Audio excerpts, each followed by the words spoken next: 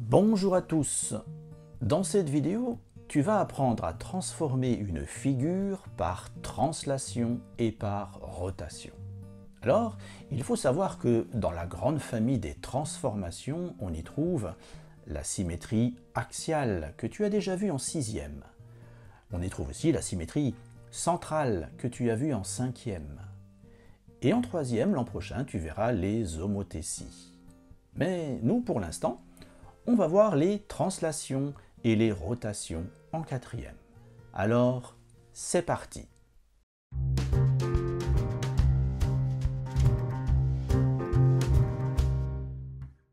Pour introduire ce chapitre, je te propose de voir d'abord comment on peut créer des pavages avec du papier et des ciseaux en appliquant une technique presque magique qui s'appelle la technique de l'enveloppe.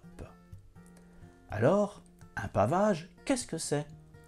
Un pavage, c'est un remplissage du plan par un motif qui se répète. Le plus célèbre des pavages que tu connais déjà, c'est la forme hexagonale des alvéoles que réalisent nos chères petites abeilles. Les motifs ne doivent pas se chevaucher, ni laisser de trous ou d'espace entre eux. Alors, on y va. Pour cette technique, tu as besoin d'un carré, des ciseaux, du scotch et un feutre. Pour commencer, on prend le carré et on le plie en deux pour former un triangle rectangle. Ensuite, ce triangle, tu le scotches sur les deux côtés, en laissant libre le passage des ciseaux à partir des sommets.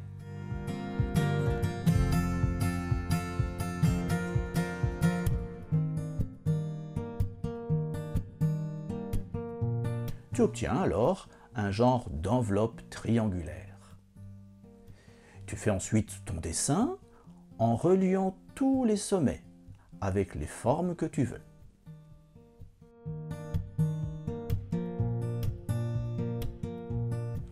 Ensuite, tu découpes, mais attention, seulement le côté supérieur.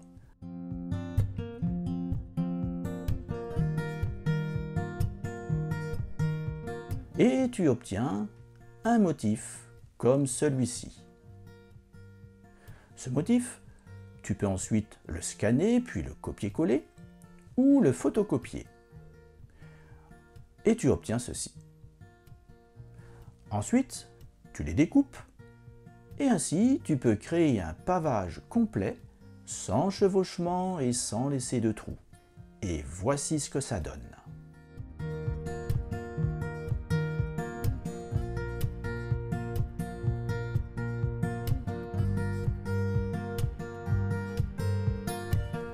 Ouf, ça y est, j'ai réussi! Et sans laisser d'espace entre les motifs. Regarde bien ce pavage, parce qu'il va maintenant nous être utile pour expliquer ce qu'est une translation et une rotation. Mais on va y revenir un peu plus tard. Tu peux prendre maintenant la feuille numéro 1 et définissons ce qu'est une translation. Alors, grand 1, transformer un point ou une figure par translation. Définition donc, une transformation par translation, qu'est-ce que c'est? Transformer un point ou une figure par translation, c'est faire glisser ce point ou cette figure selon une direction, un sens et une longueur donnée. Tu peux noter.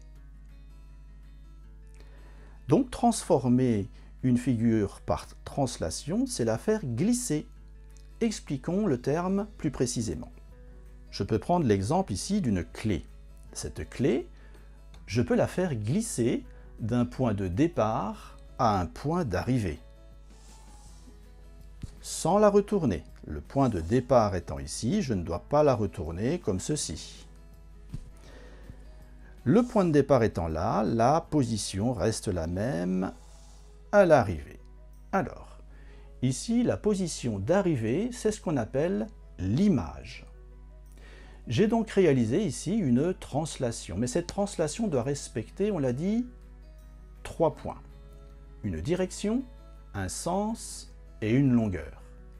Bon, alors expliquons déjà la longueur. La longueur, c'est pas compliqué, c'est de ce point-là à ce point-là. C'est donc la distance parcourue ici. Mais je pense que ça vaut la peine de définir plus précisément la différence entre direction et sens. Alors, quelle est la différence entre ces deux mots? Prenons l'exemple ici d'un simple bâton en bois.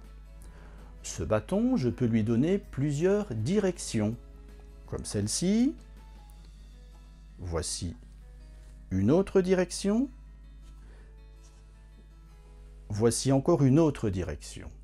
Je lui ai donné 3 directions différentes. En fait, la direction représente l'inclinaison que je donne à ce bâton. Mais il manque quelque chose.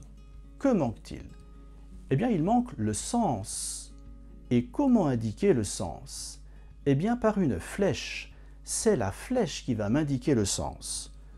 Soit par exemple vers le haut, comme ceci, ou vers le bas, comme ceci. On voit bien la différence ici. La direction est la même, c'est donc l'inclinaison, mais le sens n'est pas le même, soit vers le haut, soit vers le bas. Tu as bien compris la différence entre le mot direction et sens. Et c'est cette flèche-là qui va guider la trajectoire de la translation. Alors il faut aussi savoir que cette flèche s'appelle en langage mathématique un vecteur. Et tu verras plus tard que 2 vecteurs peuvent s'additionner et 2 vecteurs peuvent même se multiplier entre eux. Reprenons notre feuille et voici 3 exemples de translation. On te dit ici tracer l'image d'un triangle ABC par translation qui transforme le point D en E. Alors ici, on a un vecteur, DE, qui va guider ma translation. Ce vecteur possède une direction, c'est horizontal. Ce vecteur possède un sens, il va de D vers E, c'est-à-dire vers la droite. Et ce vecteur, il a aussi une longueur, il mesure 3 carreaux. Alors, pour tracer l'image de ce triangle, on va tout simplement tracer l'image par translation de chacun de ces 3 points. Alors c'est parti, on va commencer par l'image du point A, qui doit se laisser guider, on va faire glisser, selon la direction, le sens et la longueur de ce vecteur DE. Donc 3 carreaux vers la droite, le point A' qui va être ici, 3 carreaux vers la droite, c'est déjà le premier point de mon triangle qui constituera son image. Le point C qui est ici aura pour image 3 carreaux vers la droite à l'horizontale, c'est donc C'. Et le point B, attention, il est sur un demi-carreau, alors on va sur la droite de 1, 2, 3, alors on tombe sur un demi-carreau, et ça donne donc B'. Donc A', B', C' est l'image de ce triangle ABC par translation qui transforme le point D au point E. On peut tracer ce triangle.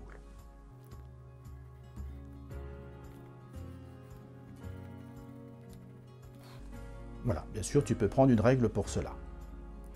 Le deuxième exemple, on voit ici que le vecteur DE il est un peu différent. Cette fois, il n'est pas horizontal, donc il a une certaine direction, donc son inclinaison n'est pas pareille. Il a une certaine longueur, c'est la diagonale ici de 4 petits carreaux, et en plus il possède un sens vers le haut. Alors on va se laisser guider par ce vecteur pour trouver l'image du triangle ABC qu'on va glisser dans le sens du vecteur.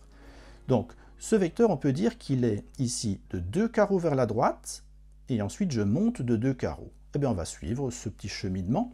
Le point A aura pour image le point A', 2 carreaux vers la droite et 2 carreaux vers le haut. Donc A' sera donc ici. Le point C, 2 carreaux vers la droite, 2 carreaux vers le haut. Ici, on aura le point image de C, C'. Et ici, le point B, alors attention, il assure un demi-carreau, ça fait 1, 2 carreaux vers la droite et 1, 2 carreaux vers le haut. B'. Et tu peux tracer le triangle obtenu qui suit le vecteur DE.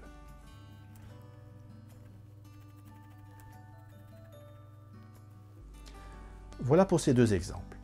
Un troisième exemple, on demande ici de tracer l'image de la figure 1 par translation qui transforme A en B. Alors ici, on s'aperçoit que le vecteur a une direction, un sens et une longueur. Ici, la direction est inclinée ici, comme ceci. Il possède un sens vers le haut et pour trouver la longueur, eh bien, on va céder des carreaux. Ici, il y a 1, 2, 3, 4, 5 carreaux vers la droite et 1, 2, 3 carreaux vers le haut. Et on va appliquer à chacun des points de cette lettre T, qui est ici horizontale, et point par point. C'est parti. Ce point-là, quelle est son image? Alors 5 carreaux vers la droite, 3 carreaux vers le haut. C'est parti. 1, 2, 3, 4, 5 et 1, 2, 3. Voici ce point-là a pour image ce point. On va prendre celui-ci. 1, 2, 3, 4, 5 et 1, 2, 3. Ce point-là est l'image de ce point. Ce point ici maintenant, c'est 1, 2, 3, 4, 5, 1, 2, 3. Ici, ce point-là, il va se retrouver là. Ce point ici, 1, 2, 3, 4, 5, 1, 2, 3. Il se retrouvera là. Et celui-ci, c'est 1, 2, 3, 4, 5, 1, 2, 3. Attention, il est là. Et donc, tu peux tracer l'image. Il nous manque bien sûr ce point-là, qu'on devine être là, et ce point-là, qui est donc ici. C'est son image. On trace la figure.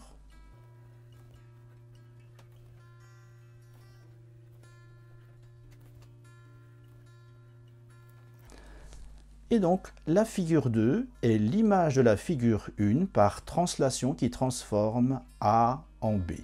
On a suivi, on s'est laissé guider par ce vecteur. Chaque point ici a été guidé par ce vecteur. Notation donc, la translation, qu'est-ce que c'est? La translation est donc symbolisée par une flèche qu'on appelle un vecteur qui donne la direction, le sens et la longueur. On a ici une télécabine pour montrer comment, dans un exemple concret, on peut trouver un exemple de translation. Ma télécabine se trouve en position initiale figure 1 et elle glisse en position finale, c'est la figure 2. Le long du câble, elle a parcouru 70 mètres et c'est le câble qui me donne la direction. Donc tu peux noter, la translation est symbolisée par un vecteur, donc la direction ici c'est le câble, c'est la droite qui donne la direction du câble. Le sens c'est de A vers B et la longueur c'est le déplacement, 70 mètres, tu peux noter. Donc on dit que, pour le vocabulaire, que la figure 2 c'est l'image de la figure 1 par translation, qui transforme A en B. Mais aussi on peut dire qu'il transforme M en N. Voici pour là des exemples de construction, on a vu ici, sur la base d'un quadrillage. Troisièmement, construction. Pour construire M', l'image du point M par la translation qui transforme A en A', comment résoudre le cas où je n'ai pas de quadrillage ici, comme le cas d'avant? On trace d'abord la droite parallèle à AA', passant par M. Donc on veut glisser ce point M en suivant le vecteur AA'. Alors, on trace d'abord une parallèle. Tu te souviens comment on trace une parallèle? On va prendre une règle et une équerre, et on va le positionner comme ceci. Je me positionne sur mon vecteur, et je vais glisser mon équerre jusqu'au point M, en tenant bien fermement ma règle. Je trace une parallèle, et cette parallèle me donne la position quelque part ici du point M' qui va être ici. Alors pour trouver maintenant ce point M', il suffit de reprendre la longueur de mon vecteur et que je reporte grâce à un compas.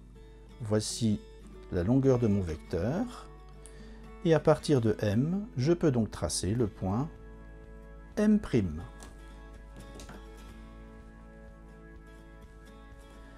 M' est donc l'image du point M par la translation qui transforme A en A'.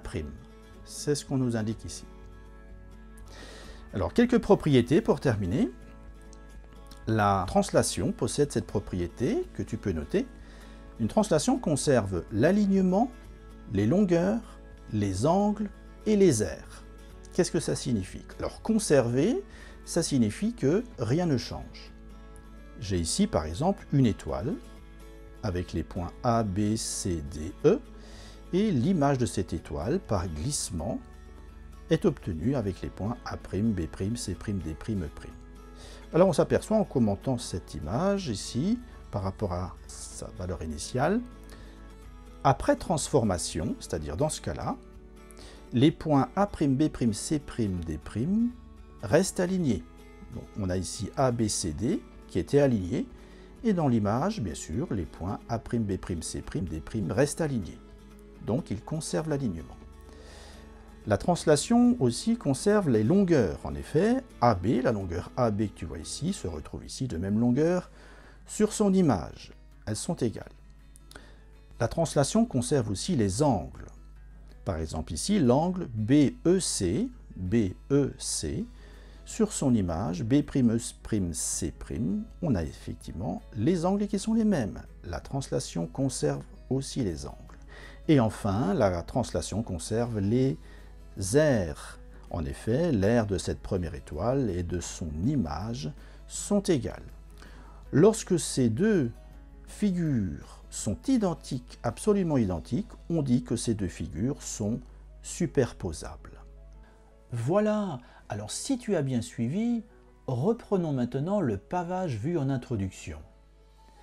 Est-ce que tu vois ici deux motifs dont l'un serait l'image par translation de l'autre? Est-ce que tu pourrais me montrer un premier motif? Oui, très bien.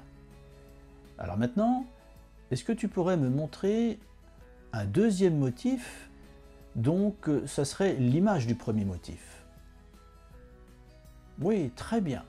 Voilà, donc on voit que ces deux motifs sont vraiment en translation l'un de l'autre. Mais est-ce que tu peux me montrer maintenant le vecteur qui guide cette translation à partir d'un point du motif initial? Le vecteur, oui, très bien. Voilà le vecteur qui guide la translation. Alors on voit ici clairement apparaître que transformer une figure par translation, c'est effectuer un glissement. Eh bien voilà, c'est très bien. Tu vois que c'est pas très compliqué. Alors après la translation, il ne reste à voir maintenant la rotation. Mais ça, on le verra dans la vidéo suivante.